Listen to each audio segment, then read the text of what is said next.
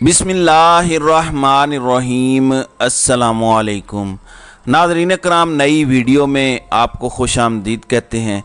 मैं आपको सबसे पहले इमरान ख़ान से मुताल्लिक़ बताना चाहता हूं। आप जानते हैं कि कल खैबर पख्तूनख्वा में तहरीक इंसाफ ने एक लिहाज से अपनी ताकत का मुज़ाहरा किया। इसको सॉफ्ट पावर कहते हैं। ये कोई जलसा नहीं था, कोई रैली नहीं थी। लोगों ने खुद से तहरीक इंसाफ के अपने घरों पर झंडे लगाए, सोशल मीडिया पर डीपीज़ लगाईं।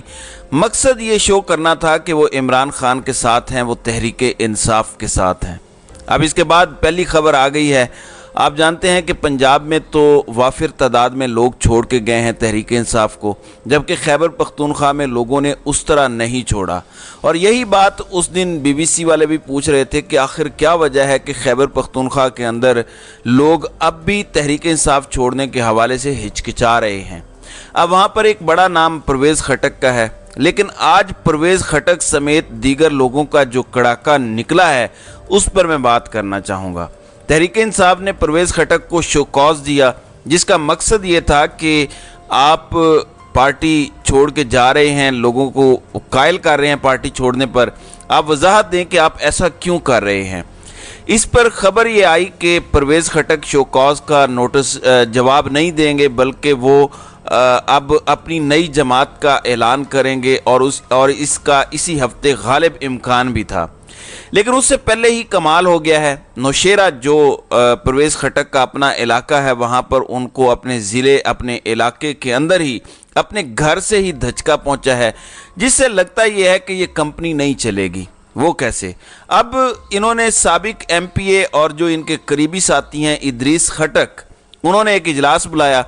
अब ये सारे के सारे परवेज़ खटक के मुताबिक उनकी टीम का हिस्सा हैं, उनके कहने के मुताबिक चलते हैं। लेकिन इदरीस खटक ने जो इजलास बुलाया है उसमें यह फैसला किया गया है कि वो परवेज़ खटक का साथ नहीं देंगे, बल्कि वो तहरीक इंसाफ के साथ रहेंगे। यानी जिन लोगों की बुनियाद पर परवेज़ खटक फैसले कर रहे थे वही सिरक गए हैं। आप जानते हैं कि कोई कितना ही बड़ा रहनुमा हो, वज़ीर आज़म ही क्यों ना हो, हल्के में कुछ उसके करीबी लोग होते हैं जिसकी बुनियाद पर वो हल्के में कुव्वत होता है। वज़ीर आज़म भी हल्के में नहीं रह सकता, तो वो अपने कोऑर्डिनेटर मुकर्रर कर देता है कि ये मेरे लोग हैं जो कैंपेन को देखते हैं, बाकी चीज़ों को भी देखते हैं। अब इदरीस खटक MPA भी हैं। आप अंदाज़ा करें कि परवेज़ खटक वज़ीर आला हों और उनके इलाके का MPO हो, उनकी मर्ज़ी के बगैर किसी को टिकट दिया जा सकता है? वहाँ पे सवाल ही पैदा नहीं होता।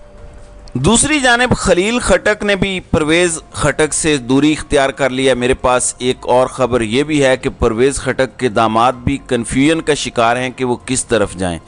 अब अगर उनके घर से ही लोग उनका साथ नहीं दे रहे तो आप अंदाज़ा कर लें, इवन उनके बेटे रोज़ाना की बुनियाद पर ट्विटर पर जो तस्वीर या मीटिंग्स पोस्ट करते हैं, उससे तासुर ये उभरता है कि जैसे वो पाकिस्तान तहरीक इंसाफ के साथ हैं या पाकिस्तान तहरीक इंसाफ के साथ रहना चाहते हैं, या वो तहरीक इंसाफ को छोड़ के नहीं जा रहे। इसमें कोई शक नहीं कि परवेज़ खटक ग्राउंड पॉलिटिक्स में माहिर हैं, जोड़ तोड़ के माहिर हैं।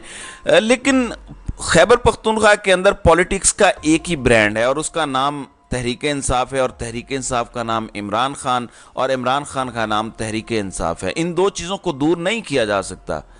फिर हमने सुना कि ईद के बाद इमरान खान को मौका दिया गया है कि आप मुल्क से बाहर चले जाएं। आज भी अंसार अब्बासी ने वीलॉग किया, वो बता रहे थे कि फ़ौज में इमरान खान के बारे में बहुत गुस्सा है और इलेक्शन में उनके लिए कोई स्पेस नहीं बन सकती। अब गालिब इम्कान ये है कि 4 जुलाई को इमरान खान ने, यानी परसों, इस्लामाबाद जाना है, तो बहुत सी स्पेकुलेशंस हैं कि उनको गिरफ्तार कर लिया जाएगा और फिर आगे चल के प्लान A, प्लान B और प्लान C पर अमल होगा। अब प्लान A, B और C है क्या कि इलेक्शन में जाया जाए? और ये कौन कह रहा है? ये वज़ीर आज़म शहबाज शरीफ के जो टास्क फोर्स के सरबराह और पाकिस्तान तहरीक इंसाफ के मुनहरिफ रुकन हैं रमेश कुमार, वो ये बात बता रहे हैं कि प्लान B ये है कि इलेक्शन ही ना करवाए जाएँ। और प्लान C क्या है? उनका अपना आ जाना, यानी बूटों की ताकत का आपको पता है। अब इस सारी सूरत हाल में रमेश कुमार भी कह रहे हैं कि किसी सियासी जमात को गैर फ़आल कर सकते हैं, ख़त्म नहीं कर सकते, वो दोबारा उठ जाती है। प्लान ये है कि अगर इलेक्शन में जाना पड़े तो इमरान खान को जेल में डाल दिया जाए, डिस्क्वालिफिकेशन करवा दी जाए। लेकिन ये कोई लॉन्ग टर्म हल नहीं है। عمران خان ایک ریالٹی ہے اور اس ریالٹی کو ختم نہیں کیا جا سکتا. تو آپ پلان اے بی سی بے شک لاتے رہیں. آپ اندازہ کریں نواز شریف دبئی بیٹھے ہوئے ہیں, زرداری صاحب بھی دبئی جانے والے ہیں.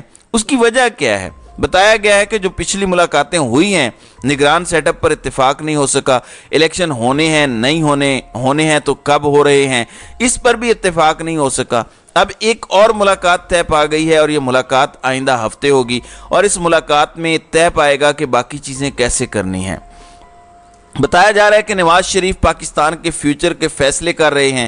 اس کے علاوہ بتایا گیا ہے کہ ان کا ذیلی ونگ بھی نہیں مان رہا اور علیم خان کو کہنا پڑتا ہے کہ ہم اپنے زور پر الیکشن لڑیں گے, ہم کسی کے ساتھ کسی قسم کا الائنس نہیں کریں گے. اور وہ ہے استحکام پاکستان پارٹی. استحکام پاکستان پارٹی سے متعلق بتایا گیا کہ ان کے بھی نواز شریف سے رابطے ہوئے ہیں اور ان رابطوں کے اندر انہوں نے پنجاب کی پالیٹکس کو ڈسکس کیا ہے.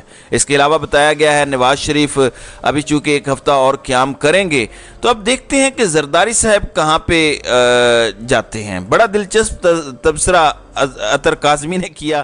انہوں نے کہا کہ دیکھیں اس وقت پورے کے پورے نظام کا درد سر کیا ہے؟ درد سر ہے عمران خان کی مقبولیت. تحریک انصاف نہ تو پارٹی ختم ہوئی ہے نہ عمران خان کی مقبولیت کم ہوئی ہے. اب یہ لوگ لندن اور دبئی بیٹھ کے منصوبے تو بنا سکتے ہیں لیکن مسئلہ یہ ہے کہ دبئی اور لندن سے پاکستان ووٹرز نہیں لا سکتے. ووٹرز پاکستان کے اندر ہی ہیں اور پاکستان کے ووٹرز کی نبض پر کسی ایک شخص نے ہاتھ رکھا ہوا ہے تو اس کا نام عمران خان ہے. وہ ان کے مسئلوں کو بھی سمجھتا ہے, وہ ان کے درمیان بھی بیٹھا ہے, وہ ان کی بات بھی کرتا ہے. آپ لندن دبئی بیٹھ کے پاکستانیوں کے مسائل کو حل نہیں کر سکتے, نہیں سمجھ سکتے. اب یہ کوئی 80-90 کی دہائی نہیں ہے جہاں اخبار کے ذریعے چیزیں آپ کر لیں. اس وقت صورتحال کیا ہے؟ اس وقت صورتحال یہ ہے کہ اگر آپ نے پاکستان کی سیاست کرنی ہے تو پاکستان بیٹھ کے کرنی پڑے گی. بس صورت دیگر آپ باہر بیٹھ کے اس مسئلے کا حل نہیں نکال سکتے. ذرا اندازہ لگائیے آئی ایم ایف کی ڈیل ہو گئی, آئی ایم ایف کی ڈیل کے بعد ہمیں بتایا گیا کہ سب اچھا ہو جائے گا, سب تبدیلی آ گئی ہے. میاں منشا جو نون لیگ کے بڑے قریبی ہیں, سب لوگ جانتے ہیں, وہ ایک کاروباری شخصیت ہیں, انہوں نے بتایا کہ دیکھیں وفاقی حکومت کے پاس کوئی فنڈز نہیں ہیں. انہوں نے کہا کہ ہم صرف ٹیکس جمع کرتے ہیں. ہم ٹیکس کس لیے جمع کرتے ہیں؟ ہم سیلریز دینے کے لیے جمع کرتے ہیں. اور ان کے مطابق چلیں آپ کا آئی ایم ایف سے معاہدہ ہو گیا, 8-9 مہینے آپ کے گزر جائیں گے. لیکن پرابلم کیا ہے؟ پرابلم یہ ہے کہ آپ نے جو ڈسپلن لانا ہے, جو ریفارمز لانی ہے, وہ وہیں کی وہیں رہیں گی. ایک بار تو سعودی عرب اور چین یا باقی دوستوں نے قرضہ رول اوور کر دیا, چند مہینوں کے بعد یہ تماشا پھر لگے گا, پھر آپ کا قرضہ بھی کوئی رول اوور نہیں کرے گا, پھر آپ کی حکومت بھی آ چکی ہوگی, تو پھر آپ کیا کریں گے؟ آپ ہمیں یہ ضرور بتا رہے ہیں کہ اکنامک ریوائیول پلان آ گیا ہے اور اکنامک ریوائیول پلان کے ذریعے ہم بہت زیادہ سرمایہ کاری لے آئیں گے.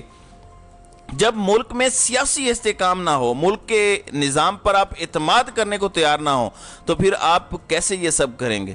ذرا اندازہ کریں, آج خبر یہ ہے کہ پاکستان آئی ایم ایف سے قرضہ لینے والا دنیا کا چوتھا بڑا ملک بن جائے گا. اب چوتھا بڑا ملک بن کے جو ہم نے $3 ارب لینے ہیں, ان کے اعداد و شمار میں ہم چوتھے نمبر پر ہیں, تو میرے خیال سے یہ کوئی فخر کی بات نہیں ہے, یہ کوئی اعزاز کی بات نہیں ہے. لیکن چونکہ ہمارے ہاں اس وقت یہی سمجھا جا رہا ہے کہ ہم نے یہ بہت بڑا مارکا سر انجام دے لیا ہے, تو چلیں پھر ٹھیک ہے, کچھ کر کے دکھائیں. دوسری جانب نجم سیٹھی کرکٹ بورڈ والا مسئلہ جو ہے وہ بنا ہوا ہے, اور نجم سیٹھی کا نام وزیر اعظم لسٹ میں بھی ہے. کچھ لوگ کہہ رہے ہیں کہ ان کا نام نہیں ہے. آپ اندازہ کیجئے کہ پی سی بی میں کچھ بے ضابطگیوں کا معاملہ ہے. حکومت کی اپنی ہی وزارت نے خط لکھا کہ آپ ریکارڈ دیجئے تاکہ معاملہ دیکھا جا سکے, لیکن 5 خطوط لکھے جا چکے ہیں, 5واں خط جاری ہو گیا ہے, لیکن پی سی بی والے وہ ریکارڈ نہیں دے رہے. ریکارڈ کیا ہے کہ بھئی آپ نے معاہدے کیے تھے, آپ نے کن کن لوگوں کو رکھا تھا, اس کا ڈیٹا فراہم کیا جائے. لیکن پاکستان کرکٹ بورڈ اس بارے میں ان کو جواب نہیں دے رہا. اس سے پہلے آپ جانتے ہیں کہ ہمارا ورلڈ کپ والا تماشا لگنے والا ہے. بتایا گیا ہے کہ پاکستان کی گورنمنٹ کو خط پی سی بی نے لکھا ہے کہ ہم انڈیا جانا چاہتے ہیں, آپ کیا ایڈوائز کرتے ہیں, کیا اجازت دیتے ہیں, نہیں دیتے, اس بارے میں بتا دیجئے. پھر ایک اور خبر ہے کہ پاکستان انڈیا میں اپنی سیکیورٹی ٹیم بھیجے گا تاکہ وہ جائزہ لے. رات کو ایک انٹرویو میں عمران خان نے بڑا بہترین تبصرہ کیا. عمران خان نے کہا کہ اگر انڈیا نہ بھی آتا تو میں ایشیا کپ پاکستان میں ہی کرواتا. ان کے مطابق ہم اس میں اتنا معذرت خواہانہ رویہ کیوں رکھ رہے ہیں؟ ہم کرکٹ کی بہت بڑی حقیقت ہیں، ہمارے بغیر کرکٹ میں کوئی رنگ نہیں ہے، لیکن ظاہر ہے کہ جب آپ کے حکمران اس قسم کے ہوں جو خود سٹینڈ کسی معاملے پر بھی نہ لے سکتے ہوں، اگر آپ سمجھتے ہیں کہ وہ دنیا کے سامنے سٹینڈ لیں گے تو سوال ہی پیدا نہیں ہوتا۔ تو جب اس قسم کے لوگوں کے ساتھ واسطہ پڑتا ہے تو پھر چیزیں بھی اسی طرح ہوتی ہیں۔ تو ناظرین کرام، آپ کی اس ویڈیو کے حوالے سے کیا رائے ہے؟ آپ اپنی رائے کا اظہار کامنٹ سیکشن میں ضرور کیجیے گا۔